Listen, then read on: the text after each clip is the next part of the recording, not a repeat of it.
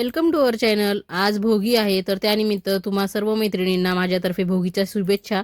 तर अशा पद्धतीने बघा इथे सर्व भोगीच्या भाजीचं मी साहित्य एकत्रित केलेलं आहे. तर इथे वालाच्या शेंगा, ओला हरभरा, मटार, त्यानंतर इथे बोरं घेतलेले आहेत कट करून, त्यानंतर पेरू घेतलेला आहे, शेंगदाणे घेतलेले आहेत, गाजर इथे घेतलेलं आहे कट करून आणि वांगे घेतलेले आहेत. एक बटाटा देखील साल काढून मी इथे कट करून घेतलेला आहे.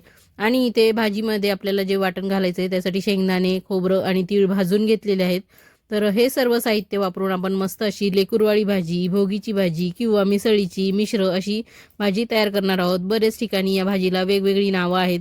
पण भाजीला नावं जरी वेगवेगळी असली तरी एवढ्या सर्व भाज्या मिक्स करून ही भाजी जी तयार होते ती एकदम अप्रतिम चवीची होते. तर अशा पद्धतीने बघा तेल इथे टाकून घेतलेलं आहे, फोडणी टाकून घेतलेली आहे आणि मोहरी चांगली तडतडल्यानंतर यामध्ये ओले हरभरे, शेंगदाणे आणि मटार टाकून घेतलेले आहेत. आणि हे मटार आणि हरभरे डान्स करायच्या आतच यांना झाकण ठेवून द्यायचं आहे, म्हणजे छान हे याला वाफ येते आणि या फोडणीमध्ये दबले जातात. तर अशा पद्धतीने याला वाफ काढून घेतल्यानंतर यामध्ये मी कट करून घेतलेला गाजर स्वच्छ धुवून घेतलेला आहे. त्यानंतर इथे बोरं कट केलेली धुवून घेतलेली आहेत. त्यानंतर इथे बटाटा देखील स्वच्छ धुवून घेतलेला आहे, वालाच्या शेंगा धुवून घेतलेल्या आहेत आणि ह्या सर्वच भाज्या स्वच्छ मी निवडून धुवून घेतलेल्या आहेत. त्यानंतर पेरू इथे टाकून घेतलेली आहे, एक फोड बारीक कट करून आणि इथे 3 ते 4 वांगे देखील मी चांगले कट करून टाकून घेतलेले आहेत. तर अशा पद्धतीने हे सर्व साहित्य टाकल्यानंतर याला चांगलं 2 ते 3 मिनिट आपल्याला या फोडणीमध्ये चांगलं परतवून घ्यायचं आहे. याचा कच्चेपणा जाईपर्यंत यांना छान अशी वाफ येऊ द्यायची आहे. तर अशा पद्धतीने हे सर्व फोडणीमध्ये मिक्स झाल्यानंतर यावरती आपल्याला झाकण ठेवून लो फ्लेमवर किंवा मीडियम फ्लेमवर एक 5 मिनिटं चांगली दणदणीत वाफ येऊ द्यायची आहे. ही भाजी आपल्याला बऱ्यापैकी म्हणजे वाफेवरच शिजवायची आहे.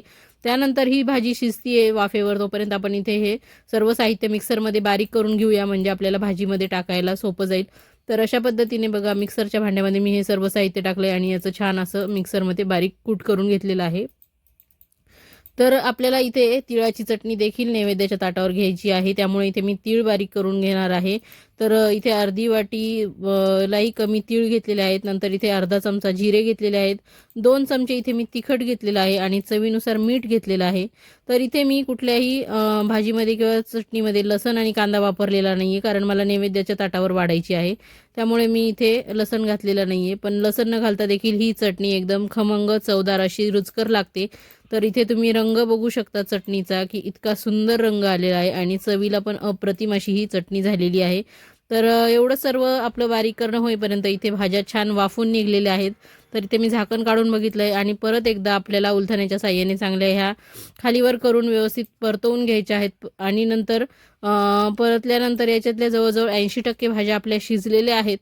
तर व्यवस्थित ह्या परतून झाल्यानंतर यामध्ये आता आपण तिखट मसाले ॲड करणार आहोत. तर इथे बघा मी बिना कांदा लसण मसाला घेतलेला आहे. त्यानंतर तिखट, हळद आणि धने पावडर टाकून घेतलेली आहे आणि चवीनुसार इथे मीठ टाकून घेतलेलं आहे. तर अशा पद्धतीने हे सर्व साहित्य आपल्याला मसाल्यांमध्ये मिक्स करून घ्यायचे आहेत ह्या सर्व भाज्या. आणि तुम्ही अजून एक वाफ घेऊन बाकीचं ते जे आपण कूट केलेलं आहे ते टाकून अशी सुकी भाजीसुद्धा खाऊ शकतात. पण भाकरीसोबत खायची आहे म्हणून मी याला थोडंसं अंगापुरता रस्सा करणार आहे आणि इथे बघा बटाटा अजून थोडा शिजायचा बाकी आहे. तर थोडंसं पाणी घालून मी या भाज्या शिजवून घेणार आहे. तुम्हाला जर अशीच सुकी खायची असेल तर तुम्ही असंच अजून एक वाफ काढून घेऊ शकतात आणि ही भाजी तुम्ही खायला घेऊ शकतात. तर अशा पद्धतीने बघा इथे मी थोडंसं पाणी घालणार आहे आणि त्या पाण्यामध्ये या भाज्या शिजवून घेणार आहे. तर नक्कीच माझ्या पद्धतीने तुम्हाला ही भोगीची भाजी करायची असेल तर व्हिडिओ तुम्ही शेवटपर्यंत बघा आणि मी केलेली रेसिपी तुम्हाला जरा देखील आवडली असेल तर चॅनलला सबस्क्राईब करा, व्हिडिओला एक लाईक नक्की करा आणि मी केलेली ही भाजी पुढे मी भाकरीसुद्धा करून दाखवलेली आहे. तर ते सर्व तुम्हाला जर आवडलं असेल तर हा व्हिडिओ नक्कीच तुम्ही इतरांना शेअर देखील करा. तर इथे थोडंसं मी पाणी टाकून घेतलेलं आहे आणि अजून थोडंसं पाणी इथे मी टाकणार आहे, जे की मी इथे तुम्हाला शूट करून दाखवलेलं नाही आहे. तर अजून थोडं पाणी ॲड केलेलं आहे. तर याला चांगली उकळी येऊ द्यायची आणि यामध्ये या ज्या 20% राहिलेल्या भाज्या आहेत त्या चांगल्या इथे शिजवून घ्यायच्या आहेत. तर या स्टेजला आपण जे कूट करून घेतलेलं आहे ते मी इथे टाकून घेणार आहे या भाजीमध्ये. तर इथे हे कूट टाकल्यानंतर पुन्हा एकदा आपल्याला चांगलं याला व्यवस्थित मिक्स करून घ्यायचं आहे. तर हे जे तीळ, शेंगदाणे आणि खोबरं आहे ना, हे व्यवस्थित बारीक केलेलं असल्यामुळे या भाजीला एक छान असा दाटसरपणा येतो आणि तिळामुळे एक वेगळीच चव या भाजीमध्ये उतरते. तर त्यामुळे ही भाजी एकदम मस्त लागते. तर आज सगळं तीळयुक्त खायचं असतं, म्हणजे तिळाची चटणी, या भाजीमध्ये तिळाचा कूट, त्यानंतर आपल्या भाकरीला तीळ लावून भाकरी करायची असतात, त्यामुळे एक वेगळीच चव, एक लज्जत येते आजच्या जेवणाला. तर इथे बघा भाजी आपली आता या स्टेजला शिजलेली आहे. थोडीशी अंगापुरता रस्सा झालेला आहे आणि थंड झाल्यावरती अजून थोडी आळून येणार आहे. तर मी इथे कोथिंबीर टाकून घेतलेली होती.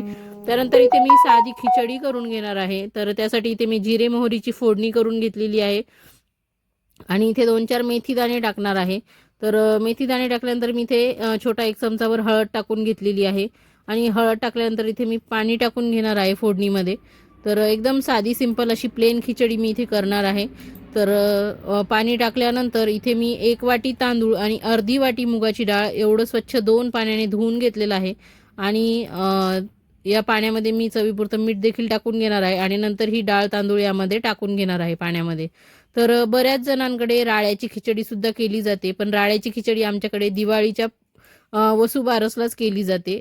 तर इथे बघा पाण्याला चांगली उकळी आल्यानंतर आपण इथे झाकण लावणार आहोत आणि याच्या 2 शिट्ट्या काढून घेणार आहोत. तर अशा पद्धतीने बघा कुकरच्या 2 शिट्ट्या झाल्यानंतर इथे आपण गॅस बंद करणार आहोत आणि आपली आता खिचडी देखील रेडी झालेली आहे, चटणी रेडी झालेली आहे आणि भाजी देखील रेडी झालेली आहे. तर आता आपण इथे मस्त तीळ लावून बाजरीची भाकरी करणार आहोत. तर याआधी देखील मी तुमच्यासोबत बाजरीच्या भाकरीचा व्हिडिओ शेअर केला होता. त्यावेळेस मी ठेचा भाकरी आणि गुळतूप भाकरी हे तुम्हाला दाखवलं होतं. तर आज मी इथे तुम्हाला तीळ लावून भाकरी करून दाखवणार आहे. तर अशा पद्धतीने थोडं थोडं पाणी घेऊन हे पीठ आपल्याला मळून घ्यायचं आहे चांगलं. जितकं जास्त चांगलं भाकरीचं पीठ तुम्ही मळून घेताल तितकी भाकरी तुमची छान होणार एकदम. तर अशा पद्धतीने बघा थोडं थोडं पाणी घालून मी चांगलं याला मळून घेतलेलं आहे. तर तुमचा देखील भोगीचा स्वयंपाक असाच आहे का, किंवा तुमच्याकडे पण असाच पद्धतीने बाजरीची भाकरी आणि ही भोगीची भाजी केली जाते का, ते नक्की माझ्यासोबत तुम्ही शेअर करा. आणि तुमचं देखील असंच नैवेद्य वगैरे तयार झालेलं आहे का करून. तर अशा पद्धतीने बघा इथे पीठ आपलं चांगलं भिजवून झालेलं आहे भाकरीचं. तर इथे मी आता ही भाकरी थापायला घेणार आहे. तर इथे बघा ओट्यावर मी पीठ टाकून घेतलेलं आहे बाजरीचं सुकं आणि त्यावर थोडेसे मी या पिठामध्येच तीळ टाकून घेणार आहे. तर मी भाकरीला दोन्ही साईडनी तीळ लावते. बरेच जण एक साईडनीच लावतात आणि बरेच जण दोन्ही साईडनी पण लावतात. तर इथे हा गोळा चांगला हातावरती थोडासा मोठा करून घेणार आहे भाकरीचा आणि नंतर मी थापायला घेणार आहे. तर अशा पद्धतीने मस्त आपण आपल्या घरी जशी आवडते तशी जाड पातळ तशी भाकरी तुम्ही थापून घेऊ शकतात. बऱ्याच जणांना अगदीशय पातळ अशा भाकरी आवडतात आणि बऱ्याच जणांना थोड्याशा अशा जाडसर आणि गुबगुबीत भाकरी आवडतात. तर तुमच्या आवडीनुसार तुम्ही जशी तुम्हाला आवडते तशी भाकरी इथे थापून घ्या. तर इथे बघा मी छान अशी ही भाकरी पूर्ण थापल्यानंतर दोन्ही हाताने एकदम एकसारखी करून घेणार आहे हिला आणि ही सगळी भाकरी थापणं झाल्यानंतर मी वरतून पुन्हा तीळ याच्यावरती पसरवून घेणार आहे आणि ते हाताने छान असे तीळ ह्या भाकरीवरती दाबून घेणार आहे, म्हणजे ते निघणार नाहीत. तर थोडंसं हलक्या हलक्या हाताने याला मी तीळ यामध्ये दाबून घेणार आहे. तर अशा पद्धतीने मस्त माझी तीळ लावून भाकरी देखील थापून झालेली आहे. तर इतकं सगळं होईपर्यंत तवा तापत ठेवलेलाच होता आणि आता आपण ही भाकरी छान गरम गरम तव्यावर टाकून घेणार आहोत. तर गरम तव्यावरती भाकरी आपल्याला छान अशी मस्त भाजून घ्यायची आहे. भाकरी टाकते वेळी तवा एकदम चांगला कडकडीत गरम असला पाहिजे, म्हणजे भाकरी आपली चांगली भाजल्या जाते सॉरी. तर इथे बघा मी पाणी लावून घेणार आहे. तर पाणी इथे पूर्ण भाकरीला व्यवस्थित लावून घ्यायचं आहे आणि मग नंतर खालच्या बाजूनी जेव्हा भाकरी तव्याला सोडायला लागेल त्यावेळेस आपल्याला हिला पलटून घ्यायचं आहे आणि मग हिला पलटून आपल्याला भाजायला टाकून द्यायचं आहे. तर अशा पद्धतीने बघा मागच्या साईडनी पण चांगली भाकरी भाजल्या गेलेली आहे आणि आता मी तवा काढून घेऊन मस्त गॅसवर हिला भाजून घेणार आहे. तर तुम्ही देखील अशाच पद्धतीने छान गरमागरम भाकरी चटणी आणि भाजीचा बेत केलेला आहे का. तर संक्रांतीचे तुमचे अजून काय प्लॅन्स आहेत, उद्याच्या पूजेचं काय काय तुमचं प्लॅनिंग ठरलेलं आहे, शॉपिंग झालेली आहे की नाही, ते नक्की तुम्ही माझ्यासोबत शेअर करू शकतात.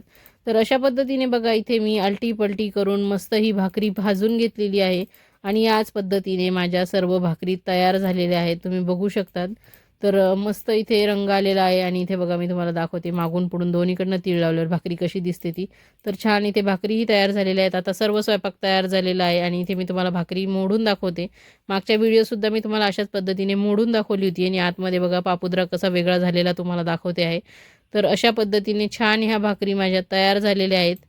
तर नक्कीच तुम्ही माझ्या पद्धतीने करून बघा. आणि इथे आता मी ताट वाढायला घेतलेलं आहे. तर इथे मी तिळाची चटणी वाढून घेणार आहे. त्यानंतर इथे मी ही बघा आपली मस्त मिश्र भाजी तयार झालेली आहे भोगीची, ती इथे प्लेटमध्ये सर्व करून घेतलेली आहे आणि इथे मस्त मोडून भाकरी घेतलेली आहे, ती सुद्धा इथे ताटामध्ये वाढून घेणार आहे. आणि गरमागरम आपली खिचडीसुद्धा तयार आहे. तर खिचडीसुद्धा इथे एका साईडला वाढून घेणार आहे ताटामध्ये. तर ह्या गरमागरम खिचडीवरती मस्त साजूक तूप देखील मी वाढून घेणार आहे. आणि अशा पद्धतीने आपलं हे भोगीचं ताट तयार झालेलं आहे. तर नक्कीच तुम्ही मला सांगू शकता की तुम्हाला हे मी केलेलं भाजी, भाकरी, खिचडी आणि चटणी आवडली आहे का? आणि आवडली असल्यास नक्की मला कमेंटद्वारे तुम्ही सांगा. आणि तुम्हीसुद्धा अशीच तयार करा, खा, प्या, मजा करा. परत एकदा तुम्हाला भोगीच्या खूप साऱ्या शुभेच्छा. थँक्यू. धन्यवाद.